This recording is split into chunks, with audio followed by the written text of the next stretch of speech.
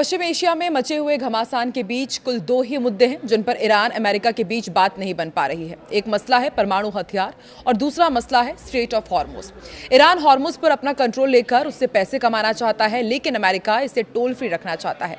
और अब जो खबर आई है उसके मुताबिक ईरान हॉर्मुज पर कोई भी गुंडा टैक्स नहीं वसूल पाएगा। अमेरिका ने नई पाबंदी लगा दी है और कैसे इसके लपेटे में ओमान भी आ गया है, आइए जानते हैं। नमस्कार, मैं हूं आकांक्षा और आप देख रहे हैं न्यूज़ 18 का डिजिटल प्लेटफॉर्म। अमेरिकी राष्ट्रपति डोनाल्ड ट्रंप ने बड़ा बयान देते हुए कहा है कि अब ईरान के साथ शांति लगभग तय हो गई है। इसके साथ ही एक महत्वपूर्ण मसला स्ट्रेट ऑफ हॉर्मुज का है, जिसके खुलने का दावा भी ट्रंप बार बार करते आए हैं। अब सवाल यह है कि अगर स्ट्रेट ऑफ हॉर्मुज खुल भी जाता है तो क्या हालात पहले जैसे हो पाएंगे? क्या तेल की कीमतें हॉर्मुज खुलने के बाद गिरकर पहली वाली हो जाएंगी? इन सब सवालों का जवाब यह है कि मार्केट अब इन बयानों पर भरोसा करने को तैयार ही नहीं है। पिछले 3 महीनों में कई बार ट्रंप ने शांति की घोषणा की, लेकिन हर बार उम्मीद टूट गई। ऐसे में अब इन्वेस्टर्स उन बातों पर भरोसा नहीं कर रहे हैं जो ट्रंप कहते हैं।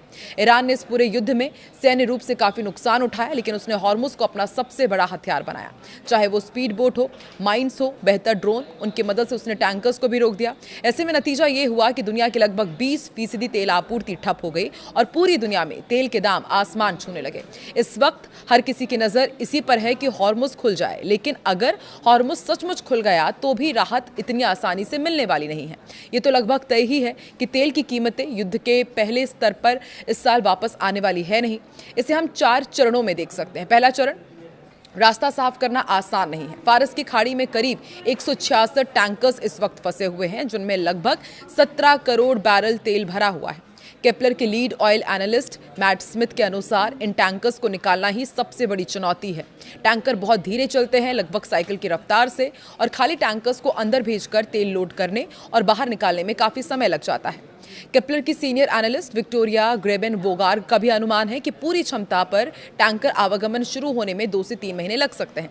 दूसरा चरण है स्टॉक खाली करना। यह भी महत्वपूर्ण बात है कि जब टैंकर अंदर आएंगे तो पहले भरे पड़े भंडार से तेल लेंगे। क्योंकि उत्पादकों के पास तेल रखने की कोई जगह नहीं बची थी, इसलिए भंडार भरे हुए हैं। अच्छी बात यह है कि रिफाइनरीज ने स्टोरेज को पूरी तरह नहीं भरा, जिससे कुछ समय जरूर बचेगा। ज्यादा भरे भंडार उत्पादन बढ़ाने में देरी जरूर करेंगे।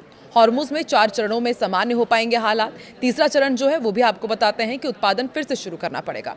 मिडिल ईस्ट के ज्यादातर तेल कुओं को युद्ध के दौरान बंद कर दिया गया। इन्हें फिर से चालू करना बिजली का स्विच घुमाने जितना आसान नहीं है।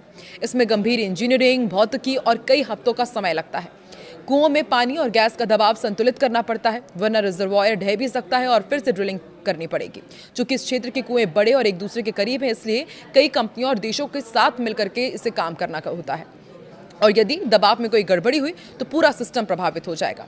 चौथा चरण मरम्मत के काम का होगा। युद्ध में कई रिफाइनरीज, नेचुरल गैस प्लांट और ऑयल रिफाइनरीज को काफी नुकसान पहुंचा है, जिनमें से कुछ की मरम्मत में सालों लग सकते हैं। आंकड़े देखे जाए तो कुल मिलाकर मिडिल ईस्ट में करीब 1.25 करोड़ बैरल कच्चा तेल और 30 लाख बैरल रिफाइंड तेल का उत्पादन बंद पड़ा हुआ है। सऊदी अरब और इराक में से दोबारा चालू करना आसान काम नहीं है। ट्रंप के शांति के दावों पर कितना यकीन करें, यह भी बहुत बड़ा सवाल है, क्योंकि ट्रंप कई बार शांति और डील के दावे कर चुके हैं। सिर्फ मई के महीने में ही डील को लेकर फेक दावे खूब हुए। 18 अप्रैल को ईरान ने हॉर्मुज खोलने पर सहमति जताई थी, लेकिन कुछ ही घंटों बाद उसने अमेरिका इजराइल पर समझौता तोड़ने का आरोप लगाकर फिर गोलीबारी शुरू कर दी। इसके बाद देखा गया कि ईरान वाकई हॉर्मुज का नियंत्रण छोड़ने को तैयार है या नहीं। तो क्या ईरान जहाजों से टोल वसूलना बंद कर देगा?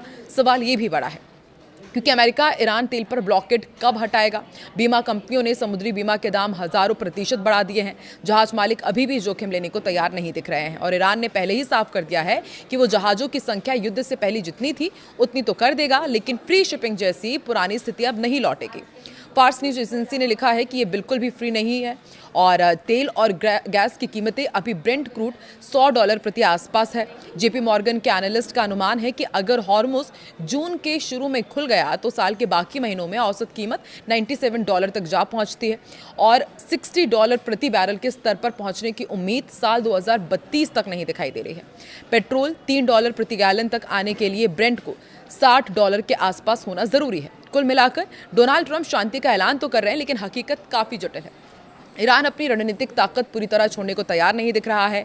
माइन साफ करना, जहाज़ों का भरोसा जीतना, बीमा दरों कम करना, उत्पादन शुरू करना, इन सब में कई महीने लगेंगे। अभी वैश्विक अर्थव्यवस्था को महंगे तेल का बोझ झेलना पड़ेगा। मान लेते हैं कि अगर शांति टिकी रही और उत्पादन तेजी से शुरू हुआ तो कीमतें कुछ कम हो सकती है, लेकिन इसमें भी बहुत सारी दिक्कतें हैं।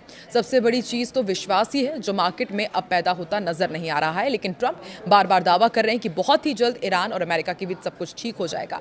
देखना दिलचस्प होगा कि इस बार अमेरिका के राष्ट्रपति डोनाल्ड ट्रंप पर मार्केट कितना विश्वास करता है और वाकई दोनों देशों के बीच शांति हो पाती है या नहीं।